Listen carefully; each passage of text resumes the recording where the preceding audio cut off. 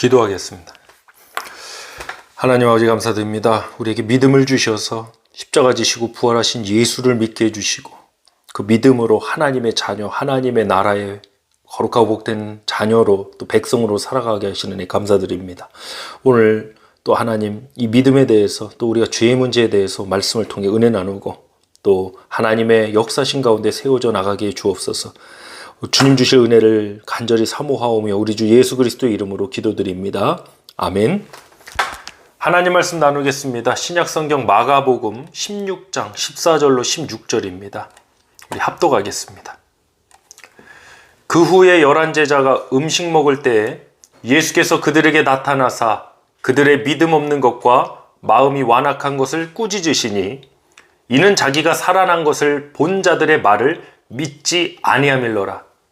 또 이르시되 너희는 온 천하에 다니며 만민에게 복음을 전파하라. 믿고 침례를 받는 사람은 구원을 얻을 것이요 믿지 않는 사람은 정죄를 받으리라. 아멘. 마가복음 16장 14절로 16절을 본문으로 믿지 않는 죄라는 제목으로 하나님 말씀 나누도록 하겠습니다. 신학적으로 예정, 선택을 강조하는 칼비니즘이 있고 또 인간의 자유의지, 선택을 강조하는 알미니안주의가 있습니다. 어느 쪽이든 극단으로 가서 다른 편을 인정하지 않는 그러한 것이 좀 문제가 있습니다. 왜냐하면 성경에는 분명 이 두 가지가 서로 맞물려져 있습니다. 하나님의 분명한 주권적인 은혜, 하나님의 예정, 예지 분명히 있습니다. 또 우리 인간의 선택, 자유의지 이 부분도 분명히 있습니다. 죄의 삭은 사망이고 죄사함은 생명과 구원의 역사입니다. 우리가 죄가 무엇인가, 이 죄에 대해서 정의할 때 우리가 살아가면서 짓는 그 죄만을 의지하지 않습니다. 원죄라 하는 것도 있고요. 그리고 우리가 살아가면서 짓는 그러한 죄도 분명히 있습니다. 이 죄에는 본질적인 죄가 있습니다. 그럼 본질적인 죄가 무엇이냐? 바로 하나님을 믿지 않는 죄입니다. 어떤 예정이나 어떤 알미니안 선택, 우리는 이 균형 가운데 있기를 사실 원합니다. 그러나 죄의 문제에 있어서만큼 본질적인 죄는 하나님을 믿지 않는 죄입니다. 어떤 사람들은 이렇게 말합니다. 아니 왜 하나님만 믿어야 구원받느냐고 하냐고. 기독교는 너무 편협한 것 아니냐고. 다양한 방법, 하나님이 한 분이시면 다양한 방법들이 서로 올라가면 결국에 하나님으로 만나게 되는 거 아니냐고. 언어의 차이, 표현의 차이일 뿐 아니냐. 이런 말들 하시는 분들이 있습니다. 그 종교 다원주의죠. 혼합주의죠. 근데 아니죠. 우리가 지은 수많은 죄의 문제와 쌓여있는 죄의 문제를 예수 그리스도를 믿는 믿음 하나로 해결하는 역사로 우리에게 주신 것입니다. 예를 들면 10,000가지 문제에 대한 답을 우리가 다 맞춰야 됩니다. 100점 맞아야 돼요. 근데 10,000가지에 대한 답을 10,000가지의 답으로 맞추신 게 아니라 하나의 답으로 맞추도록 하신 거예요. 이건 아주 극단적인 예가 될 수 있겠습니다. 우리의 죄의 문제는 사실 10,000가지로 말할 수 없는 거죠. 수십만 가지든 수백만 가지든 우리가 그것에 대해서 다, 왜냐하면 의인이 돼야 되지 않습니까? 죄가 없는 자가 돼야 되지 않습니까? 완전해야죠. 근데 인간이 이 10만 가지, 100만 가지의 문제를 다 맞출 수 있다? 누가 어떻게 할 것입니까? 그래서 율법의 행함으로는 구원 못 받습니다. 근데 하나님께서는 10,000가지든 10만 가지든 어떤 죄의 문제든 한 가지 답으로 그 모든 문제를 정답으로 그 모든 문제를 해결하게 하셨습니다. 그것이 무엇입니까? 십자가 지시고 예수 그리스도께서 죽으셨다가 부활하셨다는 그 사실을 믿고 예수를 영접하는 자에게 구원을 베풀어 주시는 것입니다. 아니 이보다 귀한 은혜가 어디에 있습니까? 이것이 어떻게 편협한 일이 될 수 있습니까? 오히려 너무나도 귀한 복음의 소식이죠. 획기적인 소식이죠. 구원은 오직 예수 그리스도 한 분밖에 없습니다. 그것이 참 복된 일입니다. 그렇게 예수님께서 십자가에 달려 죽으시기 전에 제자들이 이미 말씀하셨잖아요. 예수님께서 고난받으시고 죽으셨다가 다시 살아나실 것에 대해서 말씀을 분명히 하셨습니다. 그런데도 제자들은 믿지 않았습니다. 예수님이 그 사건 뒤에 예수님이 다시 살아나셨다는 소식을 듣고도 제자들이 믿지 않았어요. 그런 그때 부활하신 예수님이 11제자가 음식 먹을 때 그들에 나타났습니다. 왜 11제자냐? 원래 12제자죠. 그 외에 제자들 더 많지만 가룟 유다 이제 제외하고 11제자가 나오는 겁니다. 자, 본문 14절 합독해 보겠습니다. 그 후에 11제자가 음식 먹을 때에 예수께서 그들에게 나타나사 그들의 믿음 없는 것과 마음이 완악한 것을 꾸짖으시니 이는 자기가 살아난 것을 본 자들의 말을 믿지 아니함일러라. 아멘. 그래서 부활하신 예수 그리스도가 지금도 우리에게는 증거해야 될 사명이 있습니다. 그 말을 믿지 않는 자들의 마음에 완악한 것을 꾸짖으시고 믿음 없는 것과 마음이 완악한 것을 꾸짖는다 했는데 심판하실 날이 분명히 있죠. 그래서 우리의 사명은요, 십자가에서 죽으셨다가 부활하신 그 우리 주 예수 그리스도를 전파해야 돼요. 11제자에게 예수님은 그들이 믿음 없는 것과 마음이 완악한 것을 꾸짖으셨어요. 얼마나 놀랐을까요?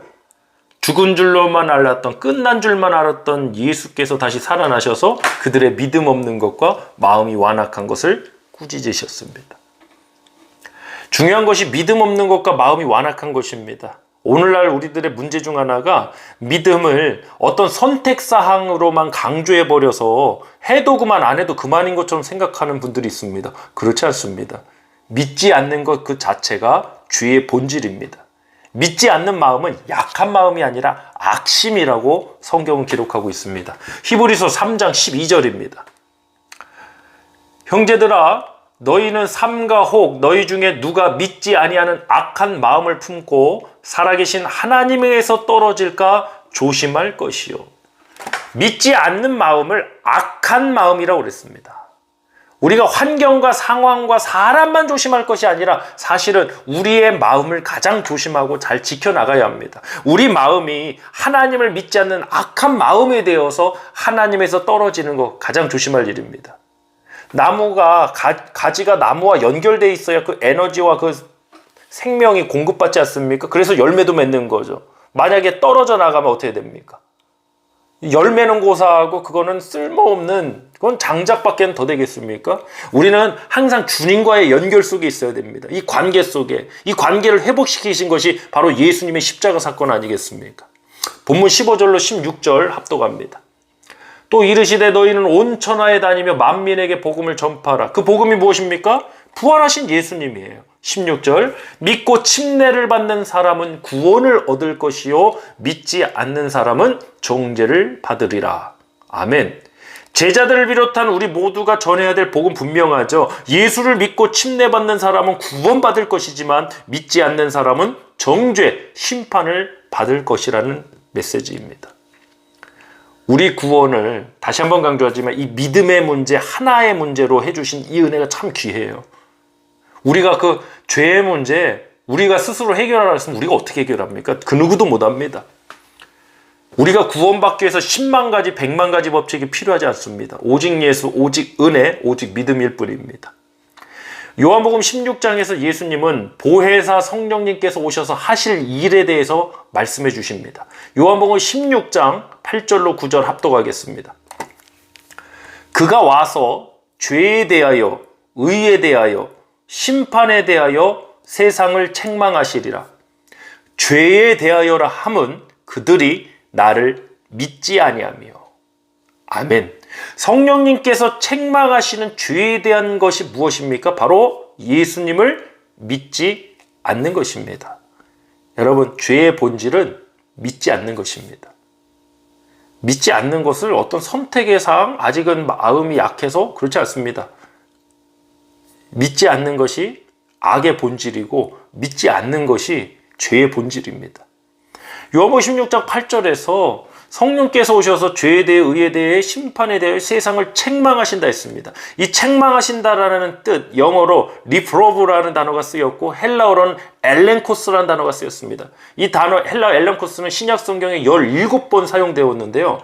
고소하다, 폭로하다, 그리고 또 하나의 의미가 잘못된 것을 바로잡는다라는 의미가 있습니다. 성령님께서 죄에 대하여 책망하신다는 말씀은 사실 어떤 폭로한다, 고소한다라는 의미도 분명히 있겠지만 잘못된 것을 바로잡아 주신다, 이런 의미가 더 강한 것 같습니다. 왜냐하면 성령님은 우리의 파라클레토스, 헬라어로 파라클레토스, 보혜사는 우리의 변호자, 위로자, 상담자라는 뜻 아닙니까? 우리의 변호자고 우리의 위로자가 되시는 성령님께서 죄에 대하여 책망하신다는 것은 우리 죄의 문제에 대해 우리가 자유함을 얻고 변화되도록 바로 잡아주신다. 이런 의미가 사실 더 성경적인 의미를 알 수 있겠죠. 이것이 책망의 의미이지 단순히 너는 죄를 지은 나쁜 놈이야, 네가 어떻게 그럴 수 있니, 이러고 끝나는 게 성령의 책망은 아니라고 믿습니다. 왜? 목적은 우리가 믿음을 갖고 죄에서 떠나서 하나님의 사람으로, 믿음의 사람으로서 살아가고 또 변화되어 가게 하시는 게 성령의 역사신 줄 믿기 때문입니다. 사랑하는 성도 여러분, 부활주의를 지났습니다. 성령께서 강하게 역사하셔서 우리 안에도 믿음 없는 모습들 변화되게 하시고, 또 예수 그리스도를 아직 믿지 않는 분들에게 우리가 부활하신 예수 그리스도 복음을 증거할 때 그들의 마음이 열려서 하나님의 은혜와 성령의 역사하신 가운데 그들이 예수를 영접할 수 있길 간절히 소망합니다. 죄의 본질이 무엇이라 했습니까? 믿지 않는 것입니다. 우리도 이 죄와의 싸움에서 항상 승리하기를 주님으로 축복합니다. 하나님, 믿지 않는 죄에서 우리는 구원받고 승리한 줄 믿습니다. 우리 합심해서 기도하겠습니다.